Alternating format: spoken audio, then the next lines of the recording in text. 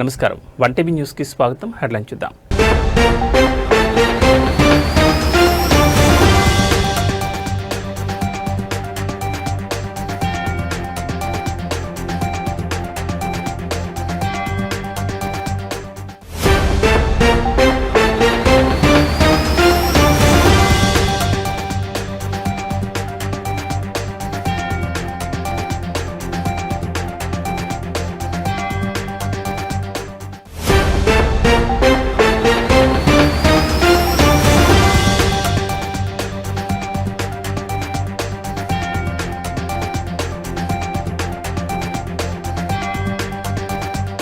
ఇక డీటెయిల్స్ చూస్తే బంగారం వెండి ధరలు ఆకాశమే అద్దుగా దూసుకుపోతున్నాయి. గురువారం ట్రేడింగ్లో పసిడి వెండి ధరలు సరికొత్త ఆల్ టైమ్ రికార్డు స్థాయికి చేరాయి. అంతర్జాతీయంగా నెలకొన్న రాజకీయ ఉద్రిక్తతలు, ఆర్థిక అనిశ్చితి కారణంగా పెట్టుబడిదారులు సురక్షితమైన పెట్టుబడిగా భావించే బంగారం వైపు పరుగులు తీస్తున్నారు. దీంతో పసిడికి డిమాండ్ అమాంతం పెరిగి ధరలు చుక్కలంటాయి. దేశీయ మల్టీ కమోడిటీ ఎక్స్చేంజ్లో బంగారం డిసెంబర్ ఫ్యూచర్స్ ధర ఏకంగా 1200 మేర పెరిగి 10 గ్రాములు 128,395 వద్ద సరికొత్త జీవనకాల గరిష్టాన్ని నమోదు చేసింది. వెండి కూడా బంగారం బాటలోనే పయనించింది. ఎంసీఎక్స్ సిల్వర్ డిసెంబర్ ఫ్యూచర్స్ ధర కేజీకి 1,900 పైగా పెరిగి 164,150 రూపాయల వద్ద కొత్త రికార్డు సృష్టించింది. ఉదయం ట్రేడింగ్లో 10 గ్రాముల బంగారం ధర 0.60% లాభంతో 127,960 వద్ద, కేజీ వెండి ధర 1% లాభంతో 163,812 వద్ద ట్రేడ్ అయ్యాయి.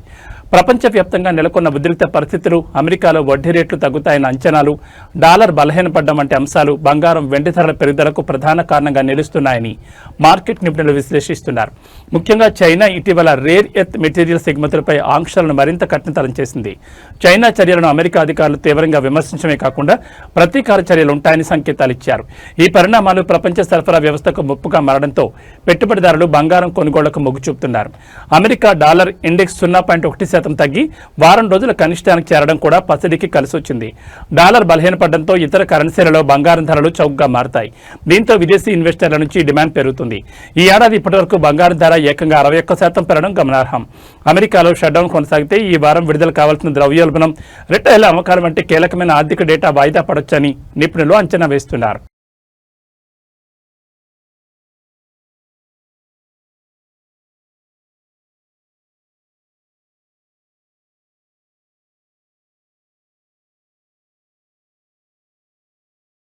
పల్నాడు జిల్లా నరసరావుపేట మాజీ ఎమ్మెల్యే వైసీపీ నేత గోపిరెడ్డి శ్రీనివాసరెడ్డిపై పోలీసులు కేసు నమోదు చేశారు. 2 రోజుల క్రితం పట్టణంలో ముందస్తు అనుమతి లేకుండా ర్యాలీ నిర్వహించారనే ఆరోపణలతో ఆయనతో పాటు మరో 22 మంది అనుచరులపై నరసరావుపేట 1 టౌన్ పోలీస్ స్టేషన్లో కేసు ఫైల్ చేశారు. రాష్ట్ర వ్యాప్తంగా నకిలీ మద్యం విక్రయాలు పెరిగిపోయాయని ఆరోపిస్తూ మంగళవారం గోపిరెడ్డి శ్రీనివాసరెడ్డి ఆధ్వర్యంలో వైసీపీ శ్రేణులు నిరసన చేపట్టాయి. ఈ సందర్భంగా వైసీపీ కార్యాలయం నుంచి ఎక్సైజ్ కార్యాలయం వరకు భారీ ర్యాలీ నిర్వహించారు. పట్టణంలో పోలీస్ యాక్ట్ 30 అమల్లో ఉన్నప్పటికీ నిబంధనలను ఉల్లంఘించి ర్యాలీ నిర్వహించినందుకు గాను పోలీసులు ఈ చర్యలు తీసుకున్నట్టు తెలుస్తోంది. ఈ నిరసన కార్యక్రమంలో భాగంగా నకిలీ మద్యం బాటిళ్లను రోడ్డుపై పగలగొట్టి వైసీపీ నేతలు తమ ఆగ్రహాన్ని వ్యక్తం చేశారు. అనంతరం ఎక్సైజ్ కార్యాలయం చేరుకుని సీఐకి వినతిపత్రం అందజేశారు. చంద్రబాబు నాయుడు ప్రభుత్వం బెల్ట్ షాపుల ద్వారా నకిలీ మద్యాన్ని డోర్ డెలివరీ చేయిస్తోందని ఈ సందర్భంగా గోపిరెడ్డి తీవ్ర విమర్శలు చేశారు. ఈ ఘటన జరిగిన 2 రోజుల తర్వాత అనుమతి లేని ర్యాలీపై పోలీసులు కేసు నమోదు చేయడం స్థానికంగా చర్చనీయాంశమైంది.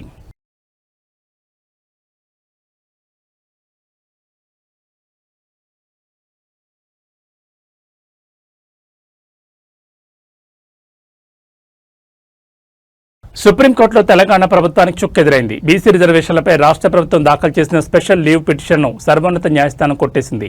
50% రిజర్వేషన్లతోనే ఎన్నికలకు వెళ్లండని ప్రభుత్వానికి సుప్రీంకోర్టు సూచించింది. కావాలనుకుంటే పాత రిజర్వేషన్లతో ఎన్నికలకు వెళ్లొచ్చని పేర్కొంది. స్థానిక ఎన్నికల్లో బీసీలకు 42% రిజర్వేషన్ కల్పిస్తూ జారీ చేసిన జీవో 9పై హైకోర్టు విధించిన స్టేను సవాల్ చేస్తూ ఇటీవల తెలంగాణ ప్రభుత్వం సుప్రీంకోర్టులో ఎస్ఎల్పీ దాఖలు చేసిన విషయం తెలిసిందే.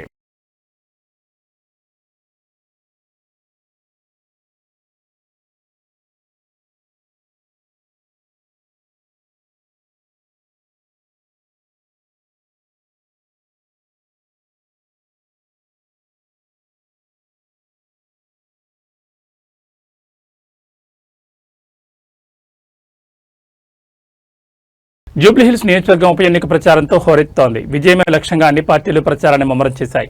మాజీ మంత్రి బీఆర్ఎస్ ఎమ్మెల్యే మల్లారెడ్డి తనదైన శైలిలో ప్రచార బరిలోకి దిగి అందరి దృష్టిని ఆకర్షిస్తున్నారు. బీఆర్ఎస్ అభ్యర్థి మాగంటి సునీతకు మద్దతుగా ఆయన చేపట్టిన వినూత్న ప్రచార విధానం స్థానికంగా ఆసక్తి రేపుతోంది. రొటీన్ ప్రసంగాలు, సభలకు భిన్నంగా ఆయన నేరుగా జనంలోకి వెళ్లి వారి పనుల్లో పాల్పంచుకుంటున్నారు. ప్రచారంలో భాగంగా ఈ రోజు జూబ్లీహిల్స్లోని ఓ టిఫిన్ సెంటర్లోకి అకస్మాత్తుగా వెళ్లిన మల్లారెడ్డి అక్కడున్న వారిని ఆశ్చర్యపరిచారు. వెంటనే గెరటి చేతపట్టి స్వయంగా పెనంపై దోశలు వేయడం ప్రారంభించారు. అక్కడికి వచ్చిన వారికి దోశలు అందిస్తూ మాగంటి సునీతకు ఓటు వేయాలని అభ్యర్థించారు. ఆయన తీరుతో అక్కడి వాతావరణం సందడిగా మారింది.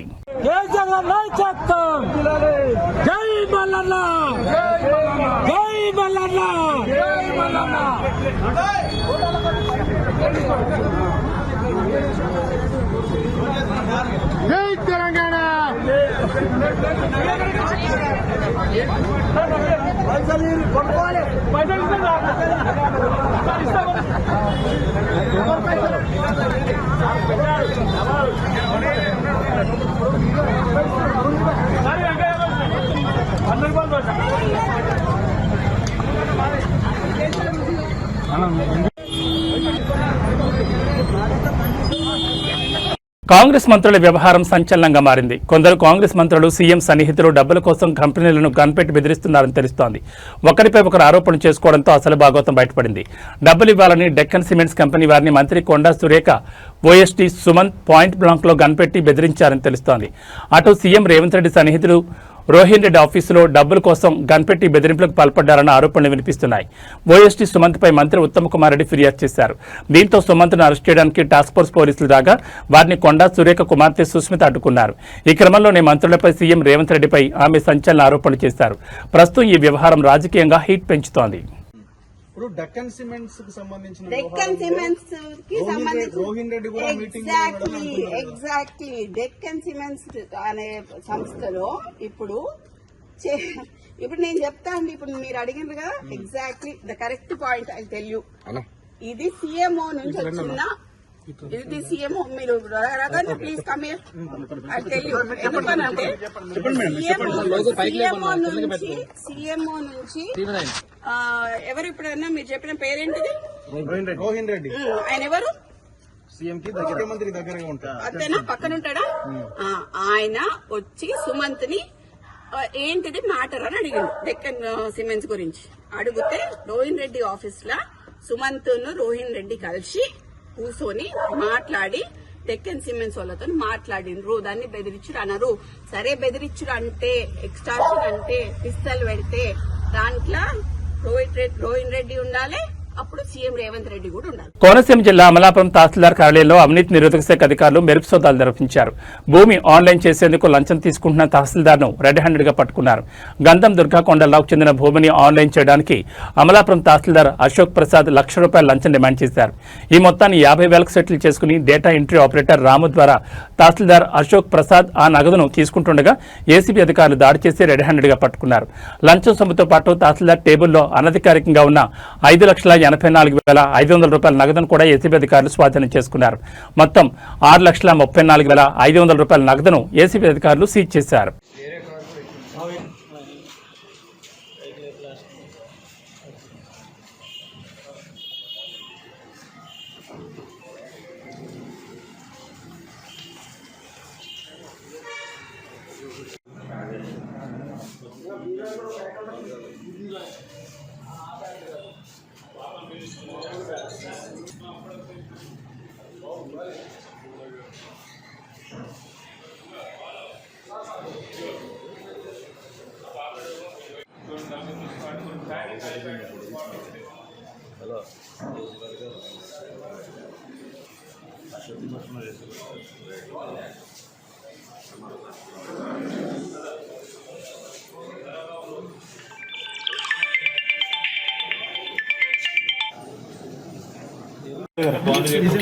విష్ణు పెట్టావా? విష్ణు మైక్ ఇచ్చావా? ఓకే. అందరికీ నమస్తే అండి. గంధం దుర్గాకొండలరావు అనే అతను రాజవోలు గ్రామం, రాజమండ్రికి చెందిన అతని యొక్క ఫాదర్ వెంకట సత్యనారాయణ గారు అమలాపురంలో 1995లో ఒక 15 సెంట్స్ స్థలం కొన్నారు. ఆ తర్వాత వాళ్ళ నాన్నగారు అనారోగ్యం కారణాల వల్ల ఆ స్థలాన్ని అమ్మదలుచుకున్నారు. ఈ క్రమంలో ఆ స్థలం అమ్మడానికి ఒక ఎఫ్లైన్ సర్వే కావాలనేసి అడిగారు. కాబట్టి ఎఫ్లైన్ సర్వే చేయించడానికి ఎంఆర్ఓ ఆఫీస్ని అప్రోచ్ అయ్యారు ఈ కంప్లైనెంట్. ఈ సర్వే చేయడానికి ఇనీషియల్గా ఎంఆర్ఓ గారు 1 lakh డిమాండ్ చేశారు. తర్వాత ఏదైతే 1 lakh కాకుండా డేటా ఎంట్రీ ఆపరేటర్ అయిన రాము ద్వారా ఆ 50,000కి సెటిల్ చేశారు. ఆ తర్వాత ఎవరైతే ఈ కంప్లైనెంట్కి బ్రైబ్ అమౌంట్ ఇవ్వమని అతనికి ఇష్టం లేక వాళ్ళు ఏసీబీ పీపుల్ని అప్రోచ్ అయ్యారు. ఏసీబీ వాళ్ళని ఈరోజు ఏదైతే 50,000 బ్రైబ్ అమౌంట్ ఉందో అది ఎంఆర్ఓ ఆఫీస్ ఎంఆర్ఓ అమలాపురం ఆఫీస్లో ఈ కంప్లైంట్ నుంచి తీసుకుంటూ ఉండగా మేము 50,000 అమౌంట్ని రికవరీ చేయడం జరిగింది. రికవరీ చేసిన తర్వాత ఎవరైతే తహసీల్దార్ ఉన్నారో అశోక్ ప్రసాద్, అదేవిధంగా డేటా ఎంట్రీ ఆపరేటర్ అయిన రామును కూడా మేము కస్టడీలోకి తీసుకున్నాం. ఈ 50,000 అమౌంట్తో పాటు అన్అకౌంటెడ్ క్యాష్ 5,88,500 కూడా మేము ఎంఆర్ఓ ఆఫీస్ నుంచి రికవరీ చేశాము. ఈ ఫర్దర్గా వీళ్ళిద్దరినీ కూడా జ్యుడిషియల్ రిమాండ్కి పంపడం జరుగుతుంది. పీపుల్ అందరికీ రిక్వెస్ట్ ఏంటంటే ఎవరైనా సరే గవర్నమెంట్ సర్వెంట్స్ మళ్ళీ బ్రైబ్ అమౌంట్ డిమాండ్ చేస్తే ఏసీబీ పీపుల్ని అప్రోచ్ అవ్వాల్సిందిగా మీ అందరికీ కూడా రిక్వెస్ట్ చేస్తున్నానండి. Thank you. సార్ ఈ అమౌంట్ 5 lakhs ఎక్కడి నుంచి వచ్చింది? అది అన్అకౌంటెడ్ క్యాష్ ఆఫీస్ నుంచి రికవరీ చేయడం జరిగింది. అది ఎలా వచ్చింది అవన్నీ కూడా మేము ఐడెంటిఫై చేస్తామన్నమాట. టోటల్గా మాకు ఈరోజు ఈ trap amount 50,000 and unaccounted cash 5,88,500 ఈ రెండు కూడా మేము రికవరీ చేయడం జరిగిందండి. టోటల్ 6,38,500. Thank you. నంద్యాల జిల్లా డోన్లో కానిస్టేబుల్ ఆచారి చేతివాటం ప్రదర్శించాడు. శ్రీరామ్ నగర్లో అంగట్లో కూర్చున్న ఒక మహిళ మెడలోంచి 5 తులాల బంగారు చైన్ను బలవంతంగా లాగేందుకు ప్రయత్నించాడు. మహిళ కేకలు వేయడంతో స్థానికులు అతన్ని పట్టుకుని దేహశుద్ధి చేశారు. సమాచారం అందుకున్న పోలీసులు ఘటనా స్థలాన్ని చేరుకుని కానిస్టేబుల్ ఆచారిని అరెస్ట్ చేసి స్టేషన్కు తరలించారు. ఈ ఘటన స్థానికంగా కలకలం సృష్టించింది.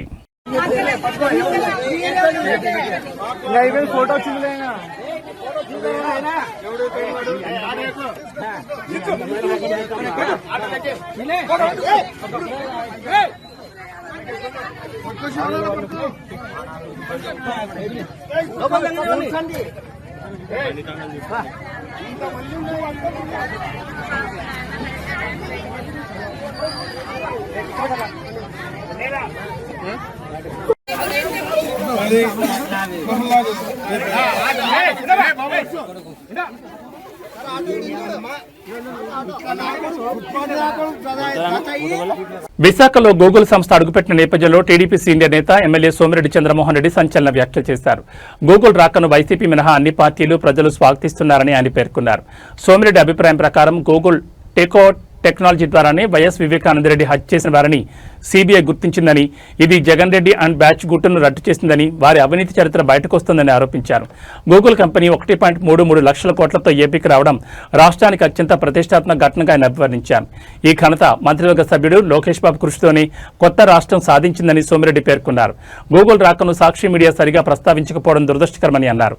రాష్ట్రానికి ముఖ్యమంత్రి విధులు నిర్వహించిన వ్యక్తి మళ్లీ సీఎంగా కొనసాగుతారని, ప్రజలు కలకనడం మరింత దుర్మార్గమని ఆయన వ్యాఖ్యానించారు. విశాఖలో గూగుల్ సంస్థ రావటం ఒక్క వైసీపీ తప్ప అందరూ స్వాగతిస్తున్నారు. కారణం గూగుల్లో 6093 అని కొడితే జగన్మోహన్ రెడ్డి జైలు జీవితం బయట వస్తుంది. అట్లే గూగుల్ టేక్అవుట్ ద్వారా వివేకానంద రెడ్డి హత్య కేసులో అసలు హంతకుల్ని సిబిఐ గుర్తించి వాళ్ళని పట్టించింది గూగుల్ సంస్థ కాబట్టి హంతకుల్ని పట్టించారు ఆయన వర్గాన్ని. దాని మీద బహుశా పెద్ద కోపం ఉండొచ్చు. మూడోది ఏంటంటే రాజా కరప్షన్ అని కొడితే గూగుల్లో తండ్రిని అడ్డం పెట్టుకొని 1,000 కోట్లు దోపిడీ చేసిన జగన్మోహన్ రెడ్డి అవినీతి చరిత్ర బయట వస్తుంది. అందుకని ఆ సంస్థ మీద కోపం. నేనేమంటానంటే ఈరోజు 1,33,000 కోట్లు అసలు గూగుల్ కంపెనీ ఇండియాలో ఆంధ్రప్రదేశ్కి రావటం, కొత్తగా స్టార్ట్ అయిన ఒక స్టేట్ లో రావటం లోకేష్ బాబు కృషి, దాన్ని జీర్ణించుకోలేక నేను ఒక మాట్లాడుతాను. నీ సాక్షి పత్రికలో కానీ సాక్షి ఛానల్లో కానీ రాష్ట్రానికి ఇంత ప్రతిష్టాత్మకమైన ఒక సంస్థ వస్తుంటే ఒక చిన్న ముక్క కూడా రాయరా?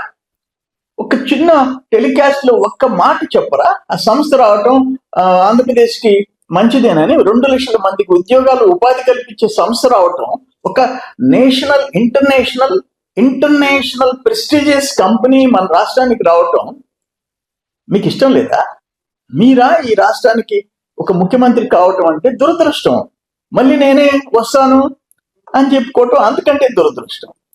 హన్మకొండ జిల్లా యలకుతుర్తి మండలం మొలకనూరు రోడ్లోని వినాయక వైన్ షాప్ లో దొంగలు బీభత్సం సృష్టించారు. చోరీకి పాల్పడ్డ దుండగులు మద్యం బాటిల్స్, నగదుతో పాటు సీసీ కెమెరా ఫుటేజ్ బాక్సును సైతం ఎత్తుకెళ్లారు. దొంగతనం జరిగినట్లు గుర్తించిన షాప్ నిర్వాహకులు పోలీసులకు సమాచారం అందించారు. ఘటనా స్థలానికి చేరుకున్న పోలీసులు కేసు నమోదు చేసుకుని దర్యాప్తు చేపట్టారు.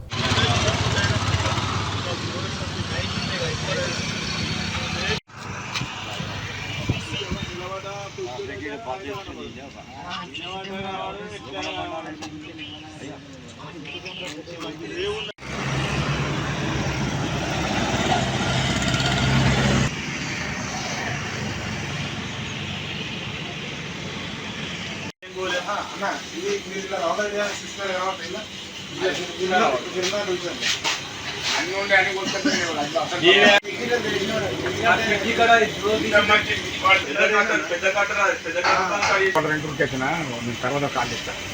దాంట్లో దొంగలు పడిన ఉరికొచ్చినా తర్వాత మాట్లాడు.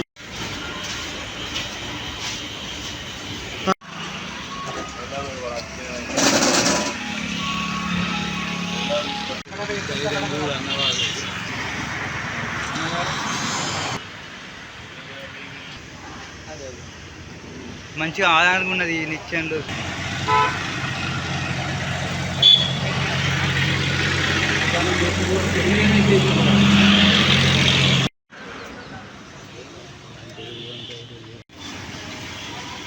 అన్నాడు కానీ అది ఎంత మనిషి పట్టే మందే కట్ చేసాం రేపు మీదకి లేదన్నా.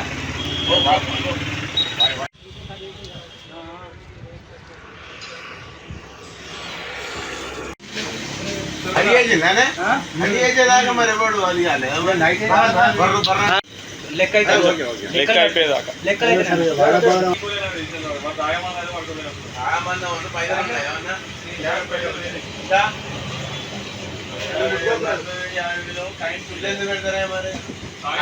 పటేల్ నగర్ శ్మశాన వాటిక నుంచి ప్రశాంత్ నగర్ క్వార్టర్స్ వరకు జరుగుతున్న అక్రమ చెత్త డంపింగ్ స్థానికులను తీవ్ర ఆగ్రహానికి గురిచేస్తోంది. నెల రోజులుగా శానిటేషన్ అధికారులు కనీసం హాజరు కాకపోవడం, ఇక్కడ అన్ని రకాల వ్యర్థాలను వేయడం వల్ల పరిసర ప్రాంతమంతా తీవ్ర దుర్వాసనతో నిండిపోయింది.